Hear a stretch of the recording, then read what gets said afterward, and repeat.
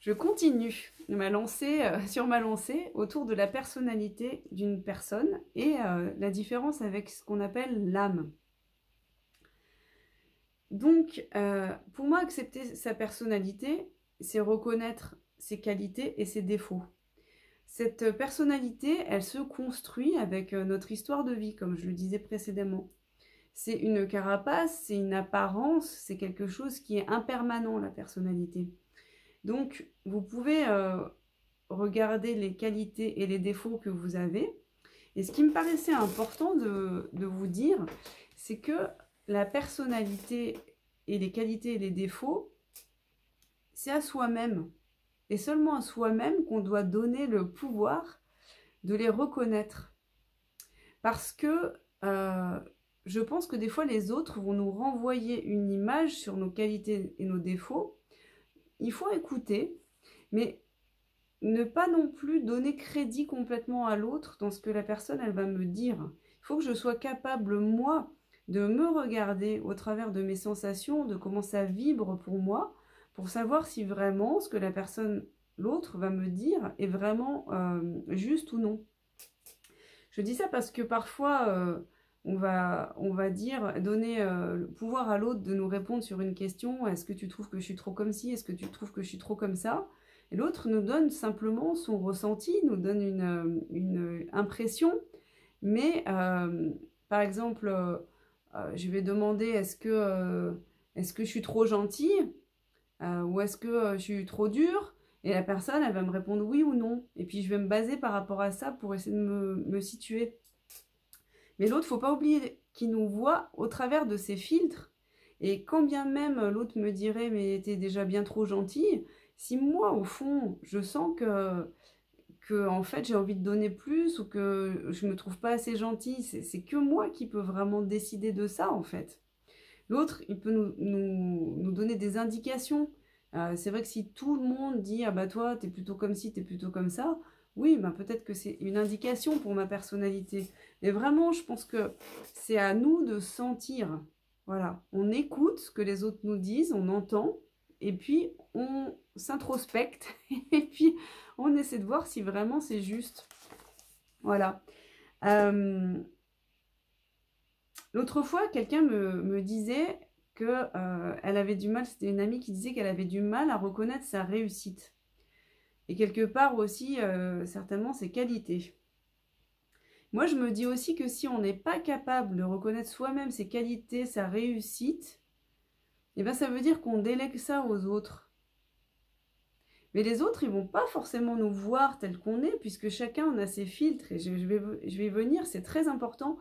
Donc, c'est vraiment à soi d'être capable d'être juste et donc de reconnaître à la fois nos qualités et nos défauts.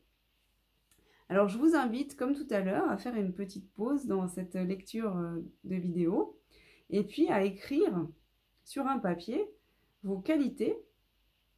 Et en face de chaque qualité, vous allez peut-être remettre le défaut qui correspond, qui peut être la qualité à l'excès. Parce que je trouve souvent aussi une qualité, par exemple, je suis exigeante, ça c'est une de mes qualités, voilà. Mais ça peut être aussi un défaut. Et encore une fois, c'est une question d'harmonie, c'est une question de degré de réglage. Si je suis exigeante, ça veut dire que j'ai un regard qui est assez juste et perçant sur les situations. Ça veut dire que poussée à l'excès, je peux être un peu rigide. Voilà, donc c'est intéressant d'essayer de placer les qualités et les défauts les uns en face des autres et puis de trouver cette justesse quand les situations, elles se présentent pour dire, ok, bah là, cette qualité, j'ai un peu trop poussé à l'extrême. Donc, finalement, bah, ça en a fait un défaut. Mais encore une fois, c'est vraiment un travail personnel parce que vous allez interroger 10 personnes. Est-ce que les 10 vont vous donner les mêmes qualités et les mêmes défauts? C'est vraiment pas sûr.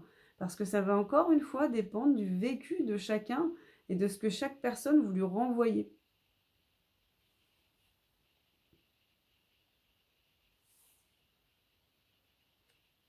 Et je précise aussi, d'ailleurs, c'est assez intéressant de dire ça, c'est que même un thérapeute, on ne peut pas lui déléguer le pouvoir de percevoir, enfin, comment dire, de nous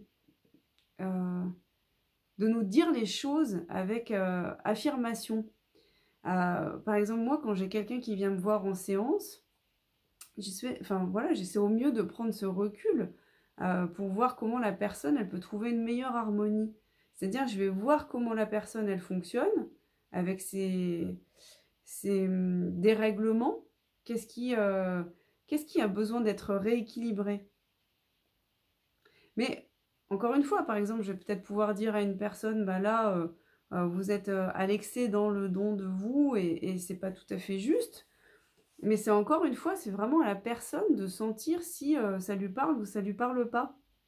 Voilà, il n'y a personne qui peut prendre ce pouvoir sur vous. Et surtout, il ne faut pas donner ce pouvoir à quelqu'un d'autre. Parce que c'est vraiment en nous que les choses se jouent. Et je crois que très profondément, on est capable de savoir ce qui est juste ou pas pour nous. Il faut vraiment écouter ce qui est à l'intérieur. Et notre mission de vie, tout ça, c'est très personnel en fait. Et l'autre, il ne peut pas savoir.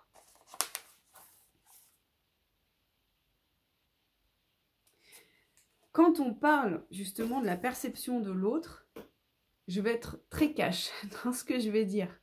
Tant qu'on n'est pas hyper calé, tant qu'on n'est pas capable de faire la différence entre ce qui est de notre filtre, c'est-à-dire je vois l'autre avec mes lunettes de mes blessures, tant que je ne suis pas sûre de pouvoir enlever ces lunettes et regarder les autres avec une acuité, avec clairvoyance, avec la vérité, avec un grand V quelque part, pas au travers de ma petite vérité, mais au travers de la vérité.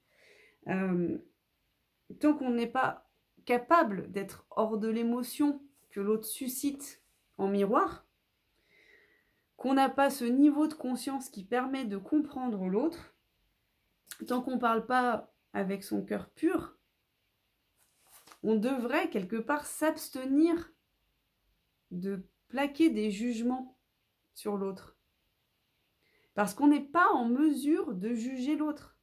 Et c'est probablement pour ça, d'ailleurs, je pense que dans la religion, on nous dit de ne pas juger l'autre.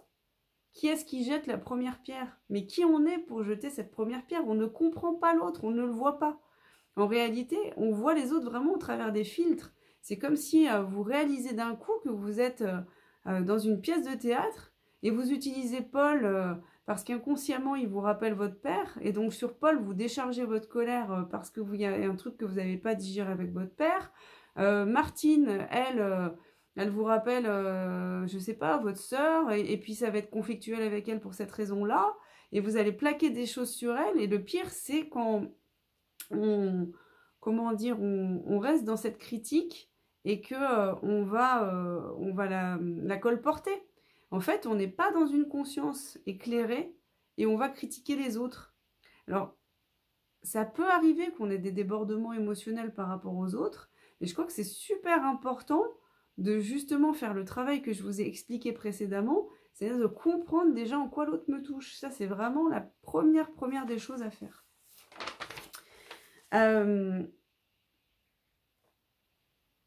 Donc, ce que j'expliquais, c'est voilà, qu'il faut vraiment être prudent par rapport au jugement qu'on va plaquer sur quelqu'un.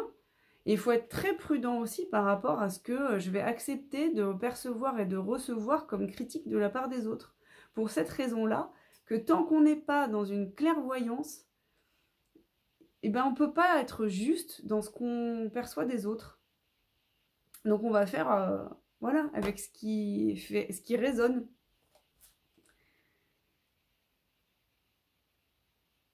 Ce que je voulais aussi préciser, c'est que quand on critique l'autre, je parle du moment où bon, il y a quelque chose qui va se passer émotionnellement avec quelqu'un, ça va nous déranger, ça va nous dérouter, on va réfléchir dessus et puis on passe.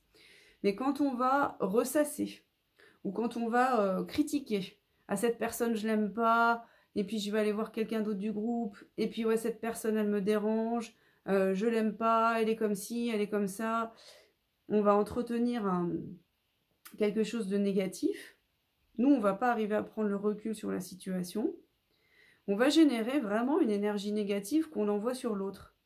Moi, je pratique les techniques de lecture au plomb de magie arabe, et quand je fais une lecture au plomb sur quelqu'un, et que cette personne elle a été beaucoup critiquée, il y a des clous dans le plomb. Ça veut dire quoi? Ça veut dire que quand je critique, ça a une incidence sur l'énergie de l'autre. Ça va pas lui faire du bien. Donc, c'est pour ça que dans les accords Toltec aussi, on nous dit que ta parole soit impeccable. C'est que il faut essayer au maximum de se sentir déraillé quand on part dans quelque chose qui est trop critique, de revenir à soi et aux étapes précédentes. Qu'est-ce que ça me fait? Pourquoi ça me remue à ce point? Et de travailler ça et de se guérir soi.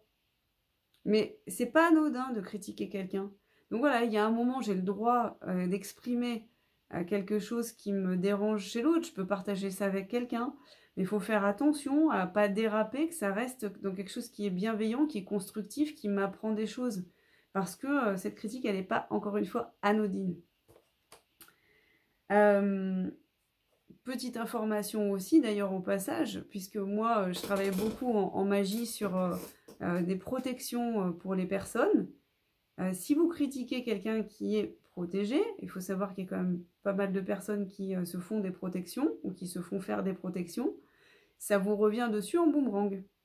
Et de toute façon, on a aussi, je pense, tous conscience que quand on est dans la critique et la négativité vis-à-vis des autres, en fait, on se le renvoie à soi-même.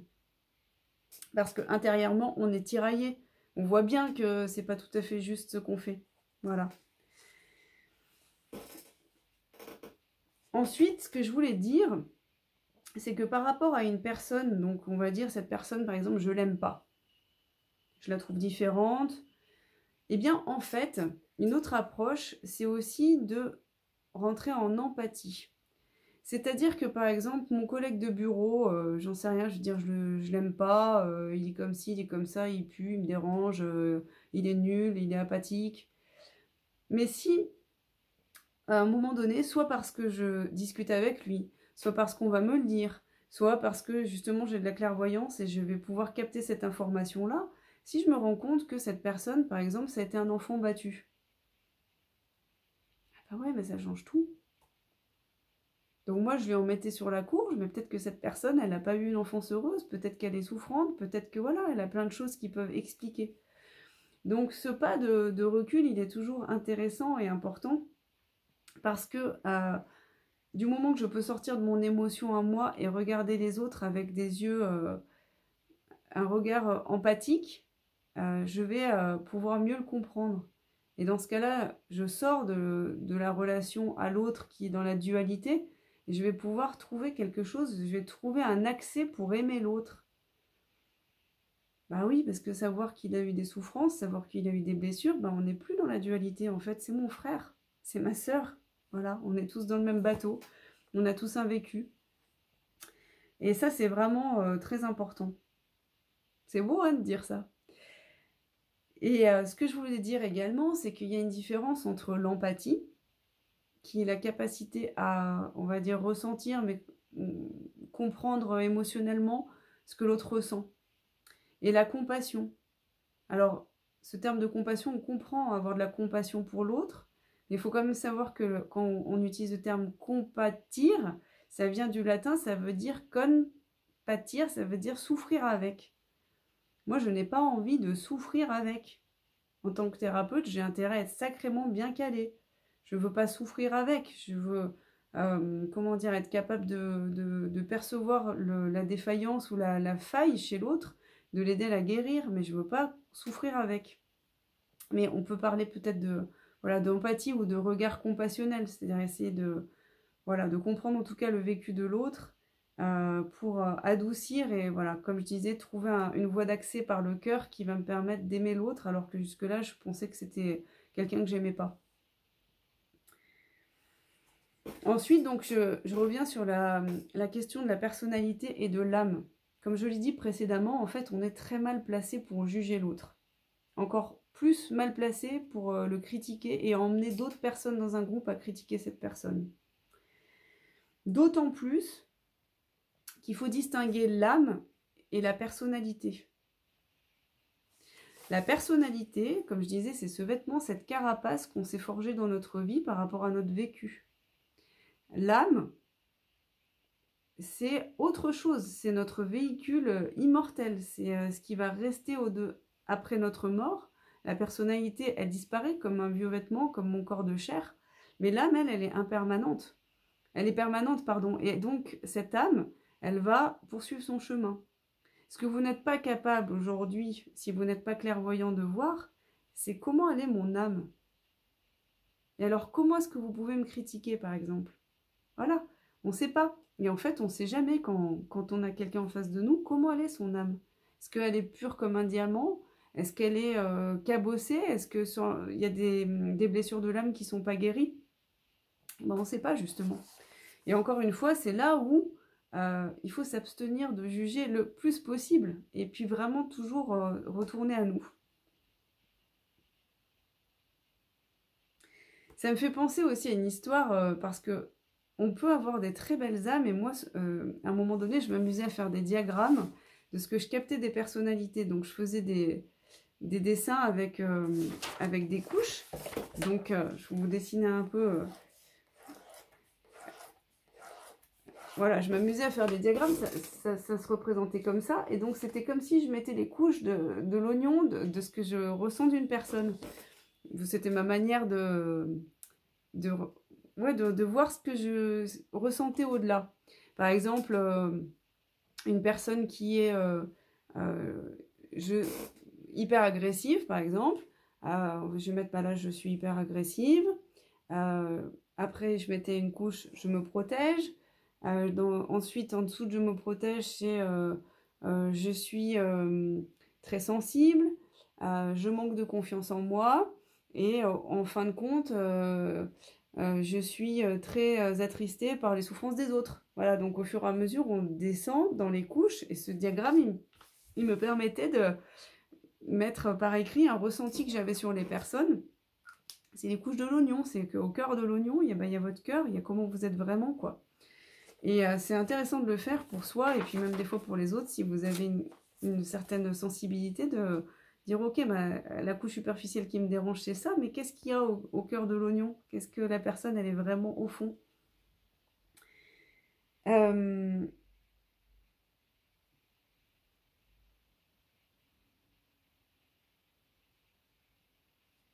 Il y avait, oui, une autre chose que je voulais dire au sujet des personnalités et des âmes. Donc voilà, il y a des personnes qui peuvent avoir des très belles âmes, mais malgré tout, leur personnalité, ça ne va pas coller.